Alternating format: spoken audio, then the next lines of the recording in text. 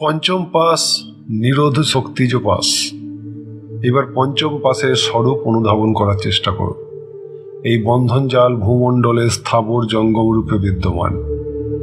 পর্বত ও বৃক্ষাদি স্থাবর, জঙ্গমের তিন ভেদ, সেদজ, অন্ডজ ও জরায়ুজ। চরাচর ভূত জগতে 84 লক্ষ যোনি বর্তমান। ওই সমস্ত যোনিতে পরিভ্রমণ করতে করতে জীব যখন কর্মবশাৎ মনুষ্য শরীর প্রাপ্ত হয়, মনুষ্য শরীর সর্বোত্তম ও সমস্ত পুরুষার্থের সাধক। কিন্তু এই মনুষ্য শরীর কিভাবে জন্মলাভ করে তার রহস্য বুঝলে নিরোধ শক্তিজ বা তিরোধান শক্তিজ পাসের প্রকৃতি বুঝতে পারব। জন্মের প্রকার এইরূপ: প্রথমে স্ত্রী পুরুষের সংযোগ হয়, পরে রজ ও বীর্যের যোগে একটি মাত্র বিন্দু গর্ভাশয়ে প্রবেশ করে। উক্ত বিন্দু দ্বয়াত্মক, তাতে স্ত্রী আর পুরুষ উভয়েরই রজবীর্যের সংমিশ্রণ হয়। সে সময়ে রজের আধিক্য থাকলে কন্যার জন্ম হয়, আর বীর্যের মাত্রা আধিক্য থাকলে পুত্রের উৎপত্তি হয়ে থাকে। উক্ত বিন্দুতে মল, কর্ম ও মায়া এই ত্রিবিধ পাশ দ্বারা বদ্ধ কোনো আত্মা জীব ভাব প্রাপ্ত হয়। জীবাত্মা তখন সকল নামে অভিহিত হয়। মল কর্মাদি পাশেন কশ্চিদাত্মা নিয়ন্ত্রিত জীব ভাবং তদা তস্মিন সকল প্রতিপদ্যতে। ওই সকল জীবাত্মা গর্ভে বাস করার সময় মা যা কিছু খেয়ে থাকেন তার দ্বারা পোষিত হয়ে তার শরীর দিন দিন বাড়তে থাকে। মাতৃগর্ভে থাকাকালে জরায়ু দ্বারা আবৃত থাকে এবং নানা রকমের দুঃখ তাপের দুঃসহ দুঃখ ভোগ করে। তখন গর্ভস্থিত জীব নিজ অতীত জন্মের শুভাশুভ কর্মরাশি স্মরণ করে বারবার দুঃখমগ্ন ও পীড়িত হতে থাকে। পরে উপযুক্ত কাল ও লগ্নে উক্ত শিশু পীড়িত হয়ে মাকেও দুঃসহ যন্ত্রণা দিতে দিতে নিম্নমুখ হয়ে যোনিপথে বাইরে ভূমিষ্ঠ হয়। তারপর ক্রমশ শৈশব, পৌগণ্ড, যৌবনাদি অবস্থা পার হয়ে ধীরে ধীরে বার্ধক্যে উপনীত হয়। এই সময় নিজের পূর্বার্জিত কর্মের সঙ্গে বর্তমান জন্মে অনুষ্ঠিত শুভাশুভ কর্মের ফলও যুক্ত হতে থাকে। মাতা পিতার শুদ্ধ সংস্কার থাকলে এবং তাদের আহার বিহার বিশুদ্ধ ও সংযত হলে, নিরন্তর ঈশ্বর স্মরণ ও তপে জপে নিরত থাকলে তাদের সন্তান রূপে শুদ্ধ ও প্রতিভাবান জীবেরই আবির্ভাব ঘটে, নতুবা ফল বিপরীত হয়। অপক্ষ পাশদ্বয় প্রলয়াকল জীব এবং অপক্ষ কলুষ সকল জীব যে সমস্ত দেহ ধারণ করে, তাতে অন্তর্ভোগের সাধনভূত কলা, কাল, নিয়তি, বিদ্যা, রাগ, প্রকৃতি এবং গুণ, এই 7 তত্ত্ব, পঞ্চভূত, পঞ্চতন্মাত্রা, 10 ইন্দ্রিয়, 4 অন্তঃকরণ এবং 5 শব্দাদি বিষয়, এই 36 তত্ত্বের সংমিশ্রণ থাকে।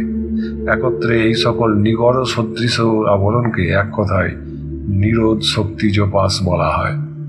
এইভাবে মলজ, কর্মজ, বিন্দুজ, মায়ের ও নিরোধ শক্তিজ পাস বা বন্ধনের ফলে জীবের ঊর্ধ্বগতির পথ রুদ্ধ হয়ে যায়।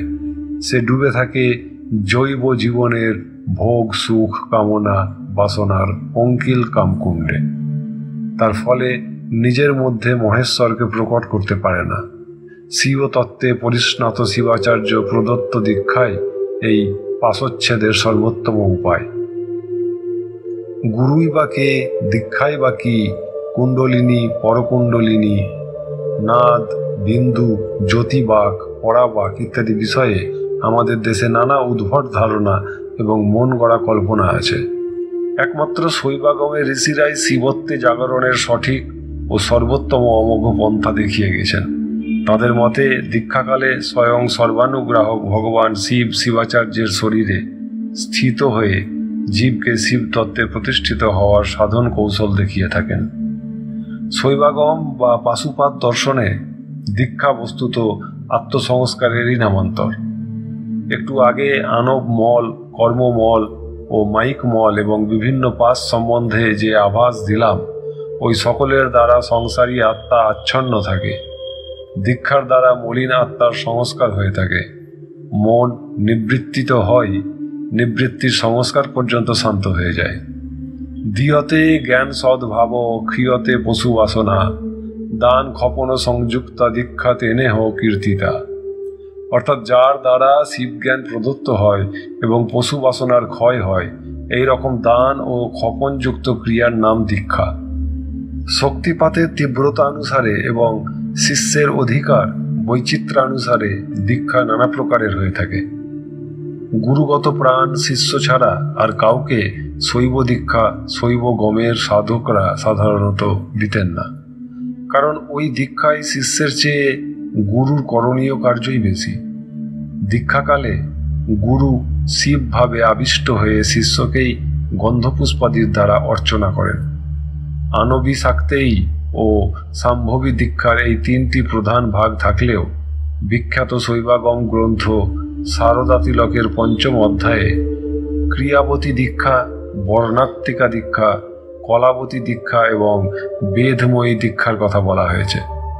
ক্রিয়াবতী দীক্ষা বাহ্য, বর্ণময়ী দীক্ষার প্রভাবে শিষ্যের দিব্য দেহ প্রাপ্তি ঘটে।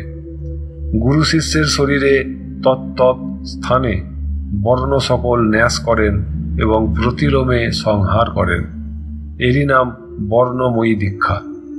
কলাবতী এ হতে সম্পূর্ণ ভিন্ন প্রকারের। এই দীক্ষায় কলার উপযোগ করা হয়। বেদ দীক্ষার তত্ত্বটি এই রকম।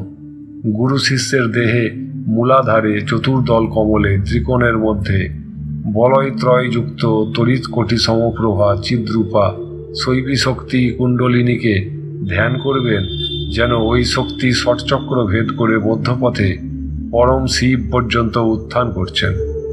সঙ্গে সঙ্গে মূলাধারের চারটি বর্ণ ব্রহ্মাতে উপসংহৃত হচ্ছে এবং ব্রহ্মা সরদলময় স্বাধিষ্ঠানে যুক্ত হচ্ছেন। তারপর স্বাধিষ্ঠানের 6টি বর্ণ বিষ্ণুতে উপসংহৃত হচ্ছে এবং বিষ্ণু দশদলময় নাভিকমলে যুক্ত হচ্ছেন। অনন্তর মণিপুরের 10টি বর্ণ রুদ্রে সংহৃত হচ্ছে। এইভাবে সর্বান্তে সদাশিবকে হ এবং খ ময় দ্বিতলে যুক্ত করবে। পরে ওই দুটি বর্ণকে বিন্দুতে সংহার করবে। বিন্দুই শিব, তখন আর কোনো বর্ণ নেই। বিন্দুকে যোগ করবে নাদে, নাদকে নাদান্তে এবং নাদান্তকে উন্মনিতে। উন্মনিকে যোগ করতে হয় গুরুবক্তে। কলানাদ, নাদান্ত ও গুরুপ্রক্ত এইসব ভ্রূমধ্যের উপরে চক্র সংস্থান, তাই সহস্রারকে দ্বাদশান্তও বলা হয়। এইভাবে শিষ্যের জীবাত্মার সঙ্গে শক্তিকে শিবে বেদ করতে হয়। বেদ শব্দের অর্থ বিদ্ধকরণ বা ছিদ্রকরণ। শিষ্যের দেহে যেসব আধ্যাত্মিক চক্র আছে, জন্ম জন্মান্তরের কর্মফলে তার উপর বজ্রলেপ সদৃশ আস্তরণ ফেলেছে। তার ফলে স্বয়ং মহেশ্বর তার মধ্যে বিরাজমান থাকলেও জীবের শিব জ্ঞান হয় না।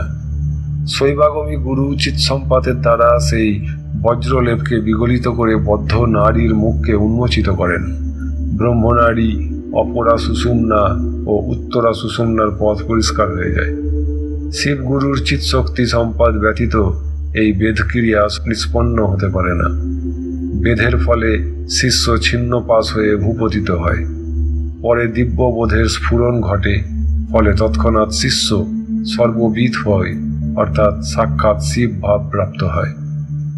শৈবাগম সাধনায় সিদ্ধ ঋষি সোমানন্দ তার গুরুগত প্রাণ শিষ্য কাশ্মীরবাসী উৎপলাচার্যকে এই বেদ দীক্ষা দ্বারা শিবাত্মক করেছিলেন, সর্ববিদ করেছিলেন, এইরূপ প্রসিদ্ধি আছে। উৎপলাচার্য প্রণীত ঈশ্বর প্রত্যভিজ্ঞা সূত্র শৈবাগম সাধনার বিশিষ্ট গ্রন্থ। লক্ষণাচার্য নামে একজন ভক্ত তাঁর যথাসর্বস্ব গুরুচরণে নিবেদন করে সম্পূর্ণ গুরুগত প্রাণ হয়েছিলেন বলে উৎপলাচার্যও বেদ দীক্ষা দ্বারা লক্ষণকে তৎক্ষণাৎ সর্ববিদ করে তুলেছিলেন। তখন তার নাম হয় লক্ষণ দেশিক। এই লক্ষণ দেশিক বাঙালি ছিলেন। বীরেন্দ্র বংশে কৃষ্ণ বিজয় আচার্য নামক এক ব্রাহ্মণের ঔরসে লক্ষণাচার্য জন্মগ্রহণ করেন। তাঁর প্রণীত শারদা তিলক শৈব সাধনা বিষয়ে একটি বিশিষ্ট আকর গ্রন্থ। এই গ্রন্থে শৈবাগমী গুরু সম্প্রদায়ের সাধন তত্ত্ব, দীক্ষা তত্ত্ব ও অনুষ্ঠান পদ্ধতির বিশদ বিবরণ আছে। খ্রিস্টীয় নবম দশম শতাব্দী গুরু শিষ্য উভয়েরই আবির্ভাবকাল। শিষ্য জন্মালেন বাংলাদেশে, গুরু জন্মালেন কাশ্মীরে। দুই দেশের এই দুই স্তর ব্যবধান গুরু শিষ্য উভয়ের মিলনে কোনো বাধা জন্মাতে পারল না। আধ্যাত্মিক জগতে এই রকম ঘটনা প্রায়শই ঘটে থাকে। ভৌগোলিক ব্যবধান উভয়ের সাক্ষাৎকারে কোনো অন্তরায় কস্মিনকালে সৃষ্টি করতে পারেনি। গুরু শিষ্যের সম্বন্ধ শুধু জন্মান্তরীণ নয়, এ সম্বন্ধ পতিপত্নীর সম্বন্ধের মতো। পত্নী যতই ভ্রষ্টা, পতিতা ও পতিবিমুখ হোক না কেন, স্বামী প্রকৃত প্রেমিক হলে সে যেমন পত্নীকে স্বরূপে ও স্বধামে ফিরিয়ে আনার জন্য অবিরত চেষ্টা করে, তেমনি শিষ্যও যত অধঃপতিত ও কর্মজালে জড়িয়ে পড়ুক না, প্রকৃত গুরু তাকে খুঁজে বার করবেনি। শিষ্য স্বরূপে ও স্বধামে প্রত্যাবর্তন না করা পর্যন্ত গুরুরও স্বস্তি নেই, বিশ্রাম নেই। এরই নাম দয়া, গুরুরূপে শিব কৃপা। কৃপার কোনো ব্যাখ্যা হয় না। যাই হোক, আবার দীক্ষা প্রসঙ্গে ফেরা যাক। শরণ্যই মহারত্ন নামক কাশ্মীরি শৈবাগমের আর একখানি অমূল্য গ্রন্থে আনবী দীক্ষার উল্লেখ আছে। আনবী দীক্ষা 10 রকম, যথা স্মাতি, মানসী, যৌগী, চাক্ষুষী, স্পর্শিনী, বাচিকী, মান্ত্রিকী, হৌত্রী, শাস্ত্রী ও অভিষেচিকী।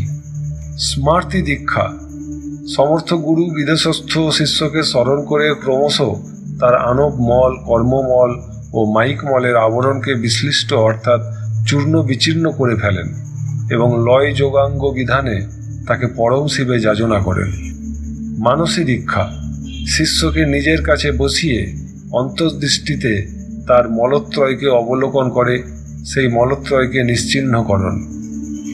যৌগী দীক্ষা যোগোক্ত ক্রমে গুরু শিষ্য দেহে প্রবিষ্ট হয়ে তার আত্মাকে নিজের আত্মাকে যুক্ত করেন, এর নাম যৌগ দীক্ষা।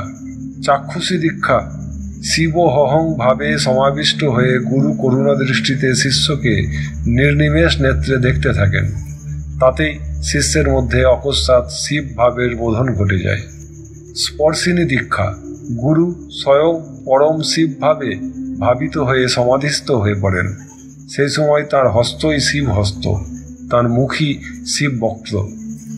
আনন্দ জ্যোতিতে উদ্ভাসিত গুরু শিষ্যের উপযোগী বীজমন্ত্র উচ্চারণ করতে করতে তাঁর শিব হস্ত শিষ্যের মাথায় অর্পণ করেন, সঙ্গে সঙ্গে নাদ ও জ্যোতি প্রকট হয়ে যায়।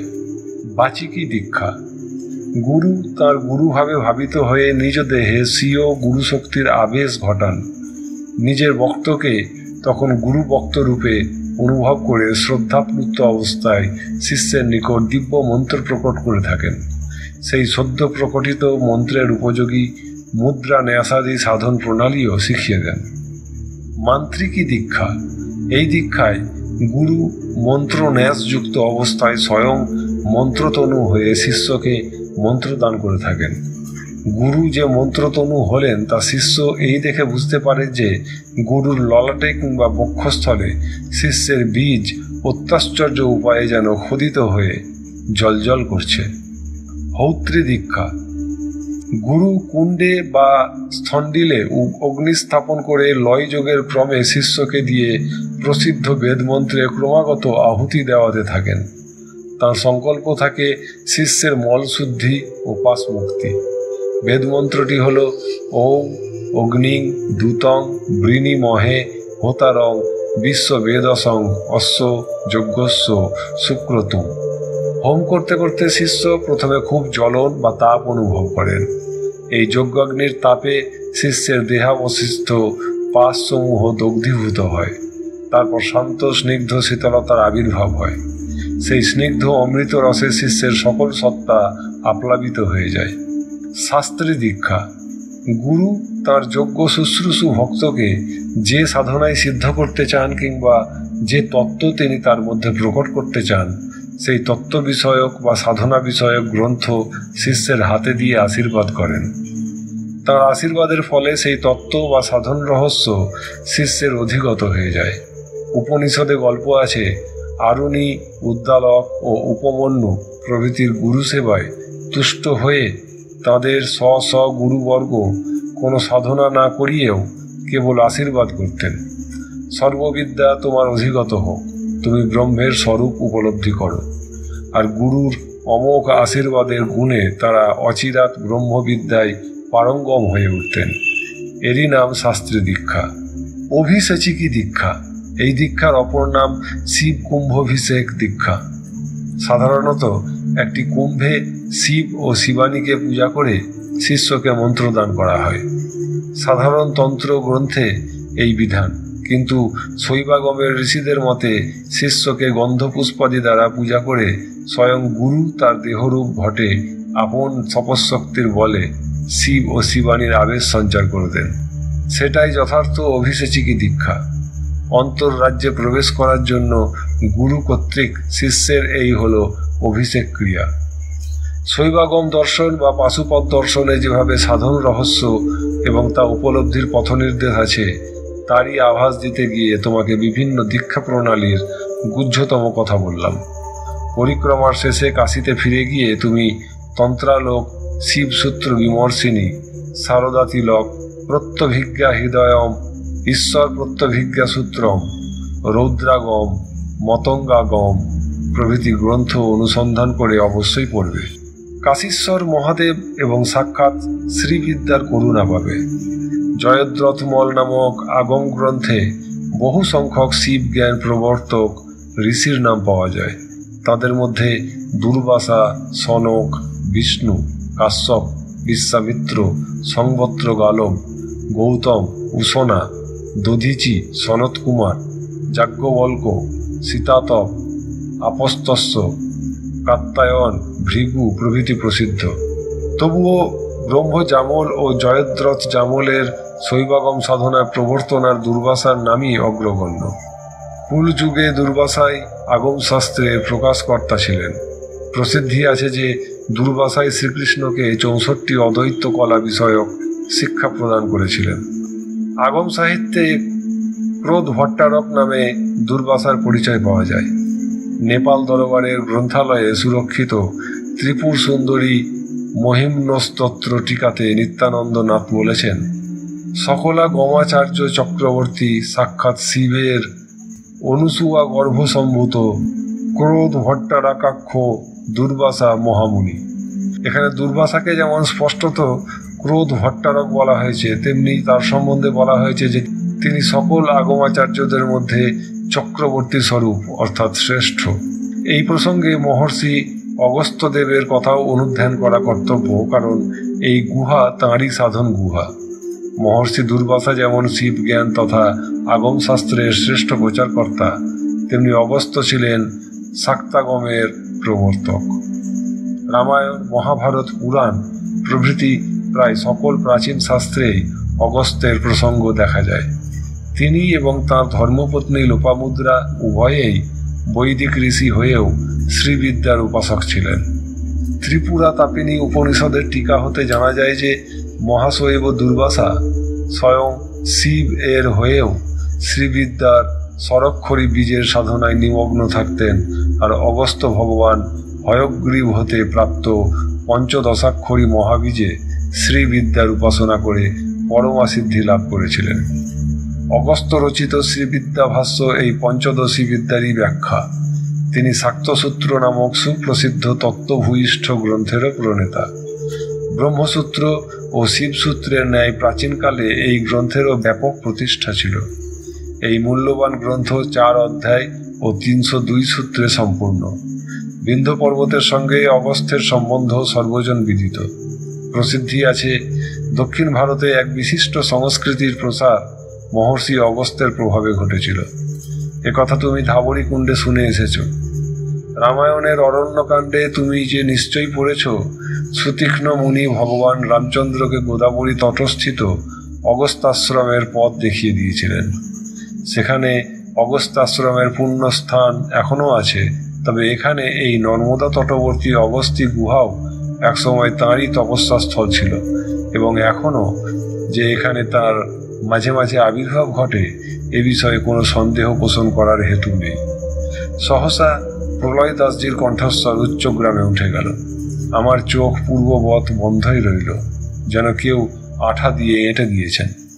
তাঁর অঙ্গুলি স্পর্শে আমার মাথার মধ্যে তাঁর কণ্ঠস্বর গ্রামোফোন রেকর্ডের মতো বেজে চলেছে। তিনি হঠাৎ তাঁর আঙুলের টিপকে জোরালো করলেন, অর্থাৎ আঙুলের খোঁচা মারতে মস্তিষ্ক কোষে গ্রামোফোন রেকর্ড যেন গর্জে উঠল।